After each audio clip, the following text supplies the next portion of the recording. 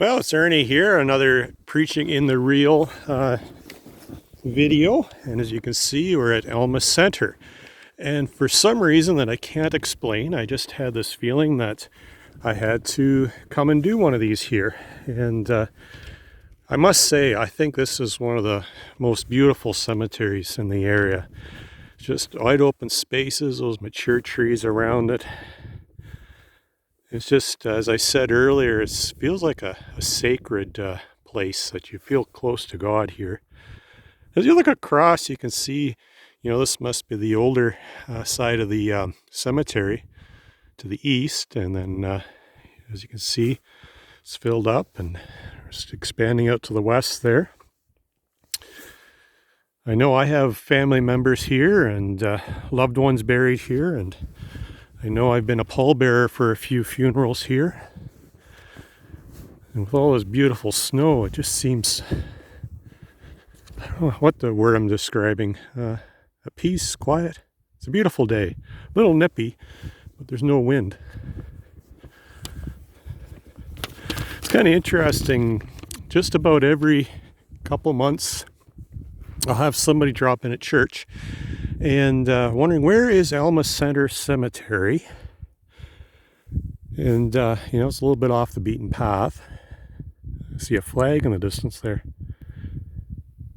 Anyways, you have these wonderful conversations with people. And the one couple that in particular I remember, it was these two men showed up. And where is this Elma Center Cemetery? Now, these guys, looking at them, I'd say they were well into their 80s. And I said, it's just down the road, go down a couple country blocks kind of thing. And then they started telling me, or asking me, well, where is so-and-so buried? Well, as you can see, the number of tombstones here, that's pretty hard to guess, let alone if you don't know who the person is. And I cannot remember who they were looking for. But then they told this story that every year, and they graduated from ag school, I think they said in the 50s, and every year they got together. They had three classmates got together. And this year, their classmate had died in the spring, and they were going to continue the tradition. And so they were coming up to the cemetery to get together with him. And I thought it was kind of a beautiful story that, you remember people and pay tribute to them in that special way. So here I am in the main place, and you can see there must be about a good foot of snow, probably a little bit more.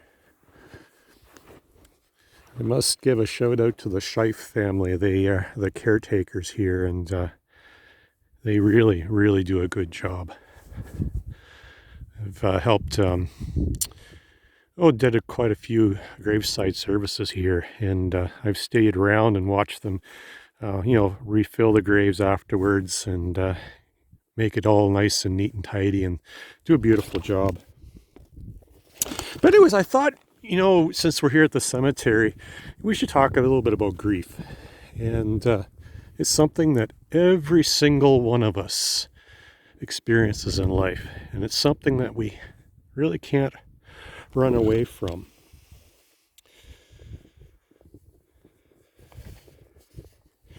And we have these different, I'll just keep walking here, but there is a woman by the name of Elizabeth Kubler-Ross, and it's kind of a weird name, but she wrote a book back in the 60s, late 60s. And she came up with this 5 stages of grief theory. And her original work was actually with terminally ill people. And these were people nearing the end of life. And so as she interviewed them and worked with them, she came up with these 5 different stages of anticipatory grief, I guess, in a lot of ways. And that's where her original work came from. But as she developed her theory, she changed the term from the 5 stages of death to 5 stages of grief. And that's where we have these 5 stages that we're so familiar with today. But But I want to make a point that these 5 stages of grief are, everybody's different. Everybody engages grief in a different way, and these 5 stages are not set in stone. Some people experience them, some don't. Some experience them all in that order, some in different orders. But we all process it, and we all process things in different lengths of time. For some, it might be just a matter of hours. They get over it. Some months, some years. I know I had a friend, he had a son die in a snowmobile accident. Oh, this must be 10 years ago now, or maybe longer, down in Mitchell. And I noticed that they have a little memorial set up at the side of the road. And someone is still taking care of that. They have little, solar lights and a wreath, and just a beautiful thing. Pay tribute to this young man that died too early. Look at the beautiful flowers. I see there's a pestle over there with a little angel on top. That's kind of nice.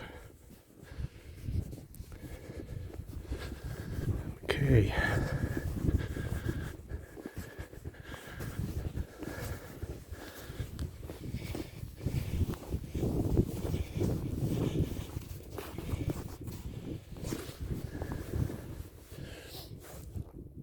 I have a lot of people have told me that when they are experiencing some, I wouldn't say pain, but decisions to make in life, that they'll often come to the cemetery here and go and just spend a little bit of time at the tombstone with their loved one. And, it helps them process and think. And I think there's something special in that. I wonder if this is one of the tombstones I was looking for.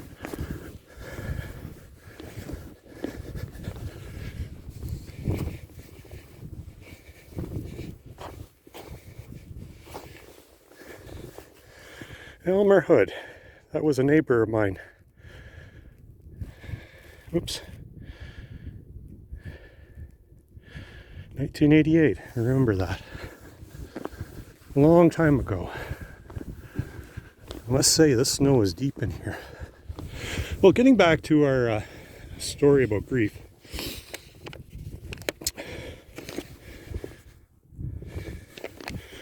Grief can be more than just, boy, the snow's deep in here. I'm over my, almost up to my waist. Let's get out of here.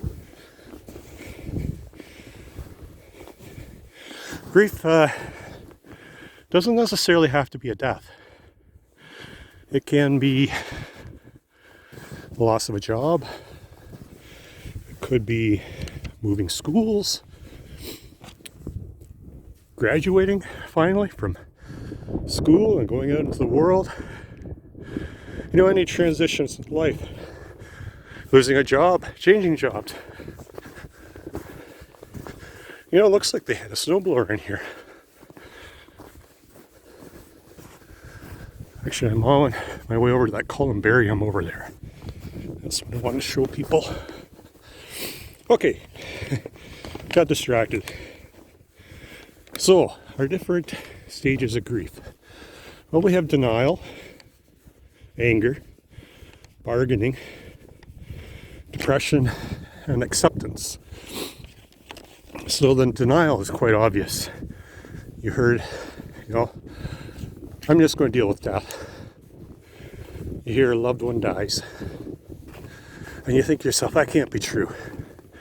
And then you keep thinking, well, I'm going to hear the phone call. The doctor's going to say they made a mistake.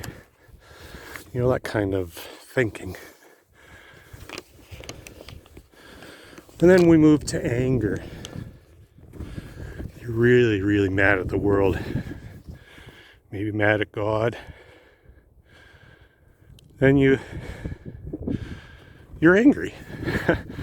And but anger can express itself in different ways. It could be just simply irritable, bitter, get anxiety, rage, impatience with people.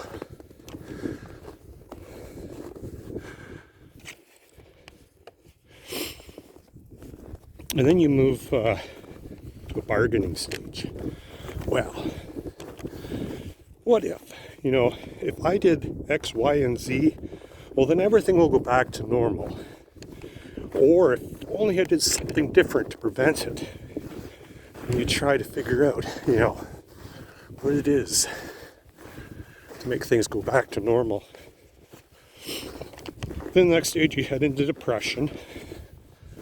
And depression can take many different forms. It can be just simply fatigue, being kind of confused, distracted, not wanting to move on, or not hungry, or wanting to eat. Maybe not enjoying the things that you used to enjoy. Jim and Judy Brenneman. It looks like Robert and Jean Cleveland are in there.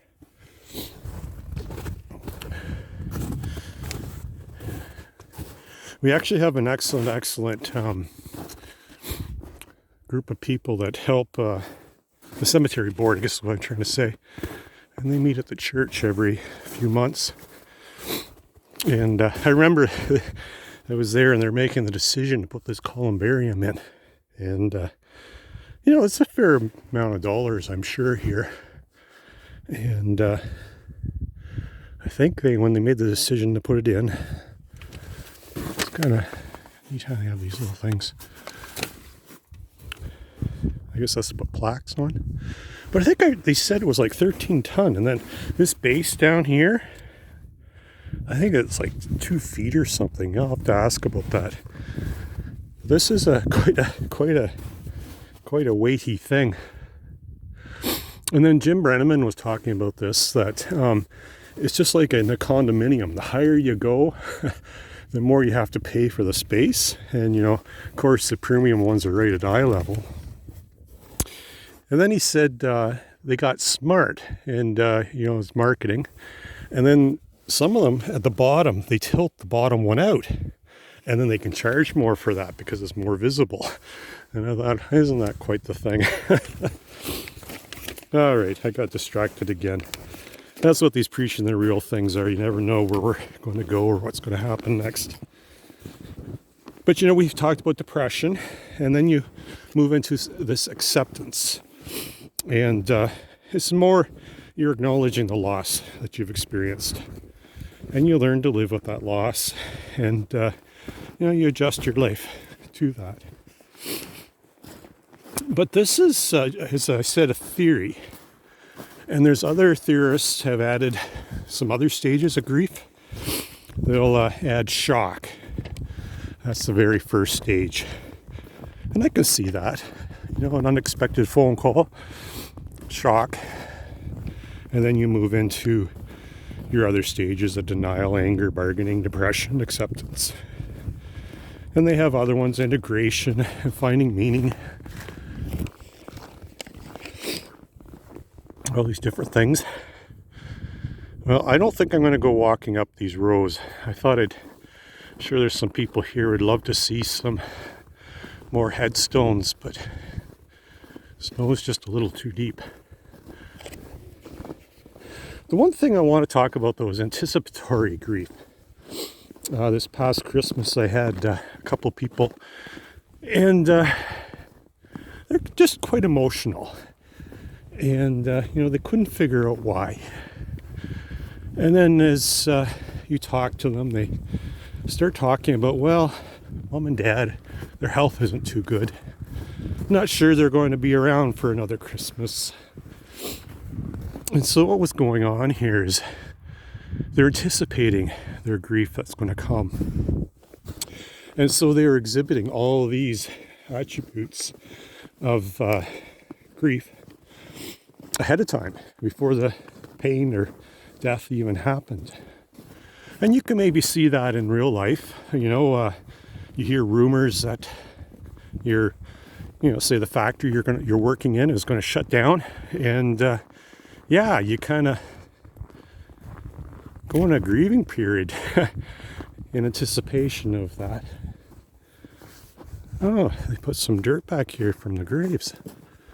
I did not know that. wondering if this is where they're going to have to go to make the graveyard bigger. It's going to run out eventually.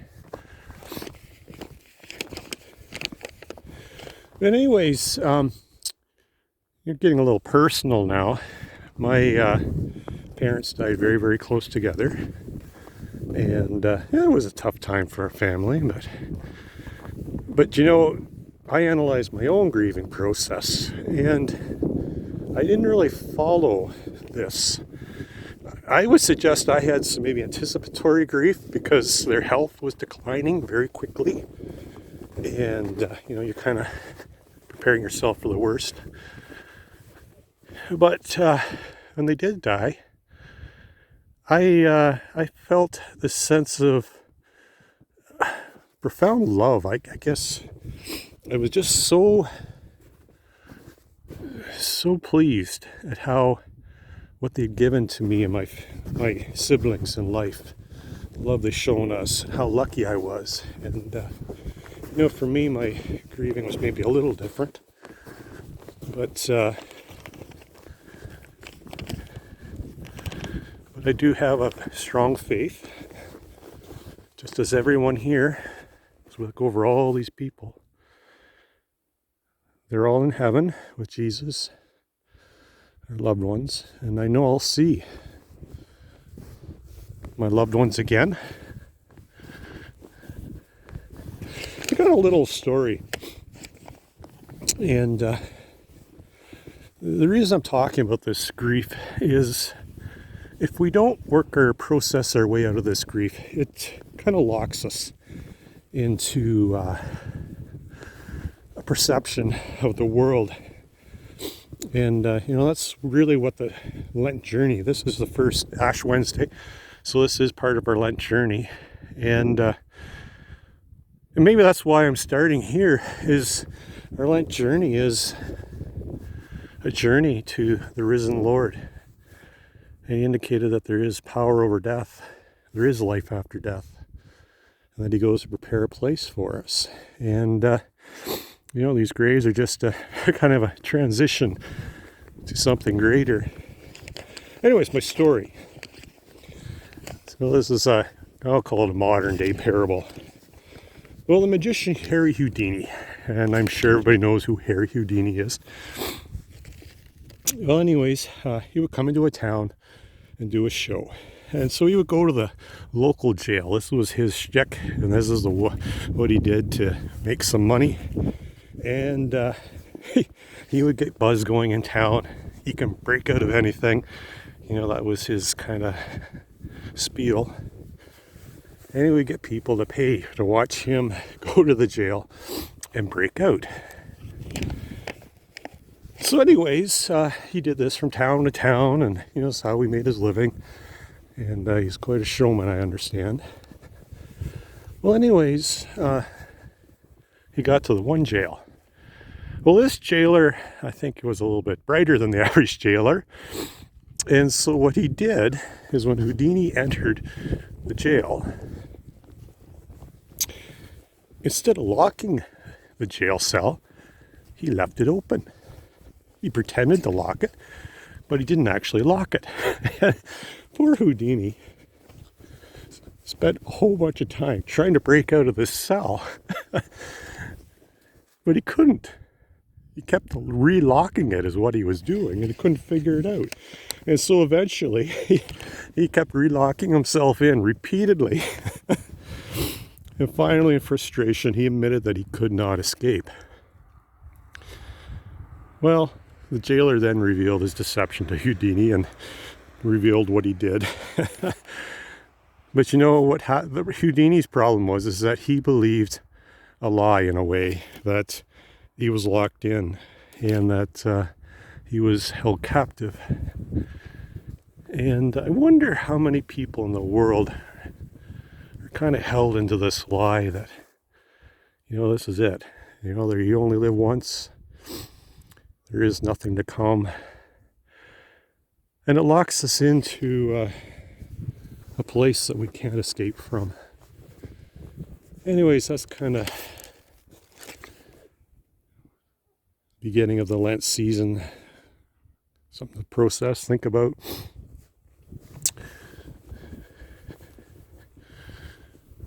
I see a lot of names I recognize. Shield, Laidlaw, Williams, Wilson, Rose, Brown.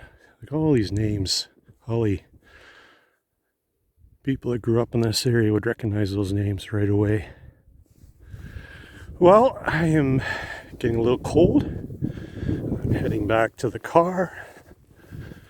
I'll just give one final look at the cemetery.